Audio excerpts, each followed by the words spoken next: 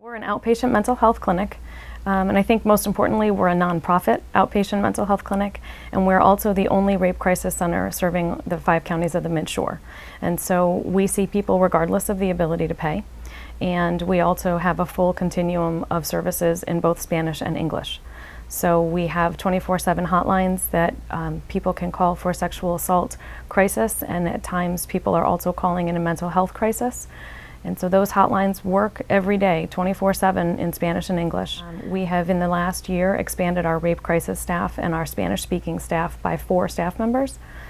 We've been able to expand our psychiatric services to also include a bilingual psychiatrist who sees children, which is a pretty amazing feat to be able to bring a psychiatrist to the area who's bilingual. And we also have anger management programs. We work with non-offenders who have been either court-ordered or who are seeking anger management classes. We have a full continuum of advocacy and rape crisis center services for case management and going to court with victims, sitting in on police interviews if they should choose to report. On the mental health side, we also have a clinician who's in the Dorchester County and Caroline County detention centers running what's called the TAMAR program, and it's the Trauma and Addictions Program for women in detention centers. We have our mobile crisis stabilization services, which is a program that one of our clinicians run, working with families who are working with foster children in the home, and they're either at risk for being removed from the foster care, or there's starting to be signs that they could be moving in that direction. And so that's a 24-hour program where not only the clinician responds and works with the family, but we also have on-call crisis workers who will respond for a crisis in the middle of the night. When I came into the agency, we had 28 staff members, and we now have 53. And that's just within 2.5 years of time.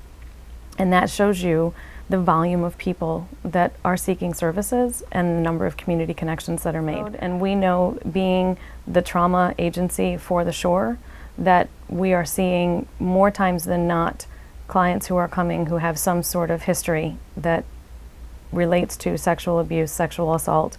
I would say probably 75% of our clients bring some sort of trauma history. And so that advocate will meet the victim and works with the team at the hospital and will stay through the sexual assault examination. And if they choose to have the police involved to file a report, they will stay with the victim through the interview process with the police department and ensure that that victim has a safe place to go. We provide comfort care bags at the hospital for all of our victims. Many times victims, if they have a full sexual assault exam, will need to leave their clothes at the hospital, and so simple things like underwear and sweatsuit and that sort of shorts and a t-shirt to be able to let the victim leave with dignity from the hospital.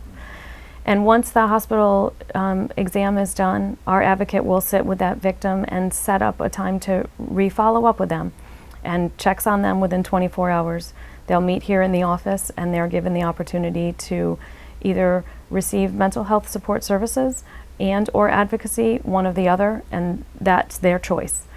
If they do decide to proceed further with a report to the police department, then our advocate will help them understand what that process looks like. We make sure that we connect with the state's attorney's office, and there is a wonderful woman by the name of Karen Green who coordinates all of the victim advocacy and services for the state's attorney's office.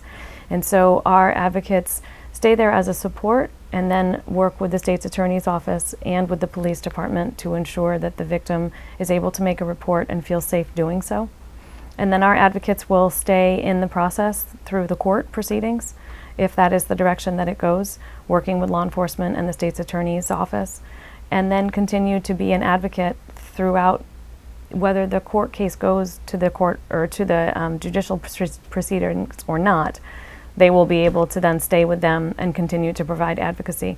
And sometimes it's they need a safer place to live, or they need, they're having a difficult time getting to work, and so talking through with the mental health clinician ways to be able to ground themselves and be able to get back into the community. What we need right now are funds to be able to help support our underinsured and uninsured population. I think healthcare has moved in a couple different directions, and so people have come to the agency and said, well, everybody has insurance now. And so, number one, that's not true. We serve people regardless of their ability to pay.